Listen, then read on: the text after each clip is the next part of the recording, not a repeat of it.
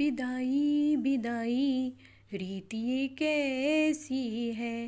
बिदाई बिदाई रीत ये कैसी है। जी हाँ गाइस, आज मैं बहुत इमोशनल टॉपिक विदाई, जिससे दुनिया की हर लड़की को कभी ना कभी तो गुजरना ही पड़ता है। तो गाइस, आज मैं आपको सीमा की स्टोरी सुनाती हूँ। बहुत ही इमोशनल स्टोरी है, तो पूरा सुने। अगर पसंद आए तो लाइक करें, कमेंट शेयर ज़रूर करें, और मेरे चैनल को सब्सक्राइब नहीं किया तो प्लीज़ सब्सक्राइब माय चैनल। ये स्टोरी आपके दिल को छूने वाली है, तो चलिए सुनते हैं।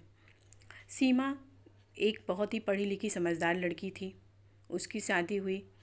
वो अपने घर में इकलौती लड़की थी, माँ बाप की लाडली, भाई की चहेती, पापा की परी। उसकी शादी होती है, वो अपने ससुराल आती है। शुरू में तो सब कुछ ठीक ठाक था, नॉर्मल, जैसे 2-4 दिन तो सब चीज़ अच्छा ऊपर से लगता है।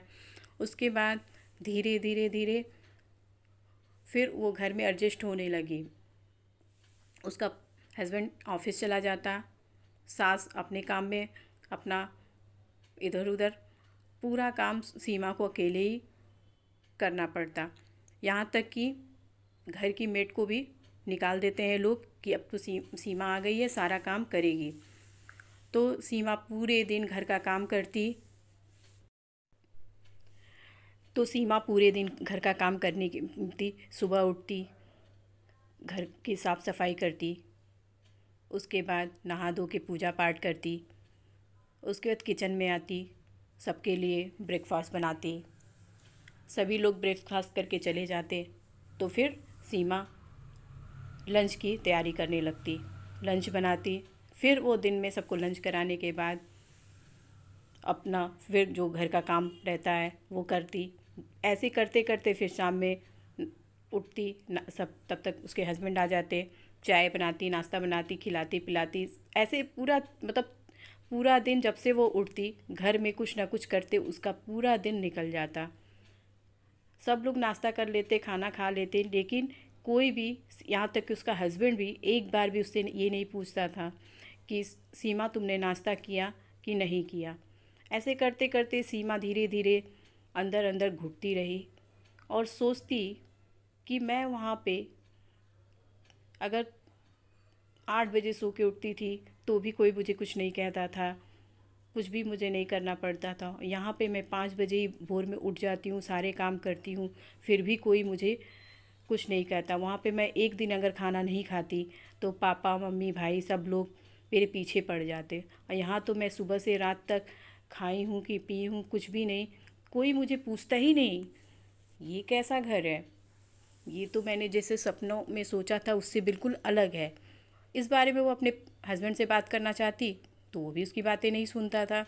इस तरह करते करते महीनों बीते, साल बीते, सीमा अंदर घुटती रही।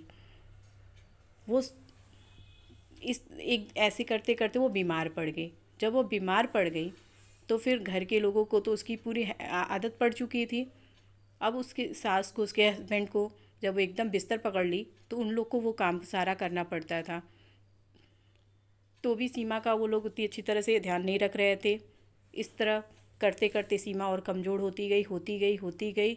फिर उसको एक दिन कहते हैं कि अब तुम यहाँ रह के क्या करोगी, अपने मायके ही जाओ। उसको मायके भेज देते हैं।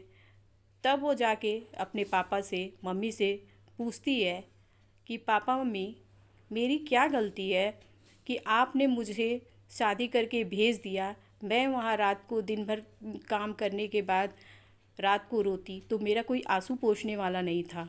यहाँ पे तो मेरी आँख से एक आंसू भी आ जाते तो आप सब लोग मुझे पूरा पूछने लगते कि क्या हुआ बेटा, क्या हुआ। और वहाँ तो मैं इतना रोती, तकिए में मुंह छिपा छिपा कर, लेकिन फिर भी कोई मुझे नहीं पूछता था। तो उसके पापा मम्मी कहते हैं कि बेटा हम भी क्या करें, शादी के बाद तो लड़कियां ससुराल की ही हो जाती हैं।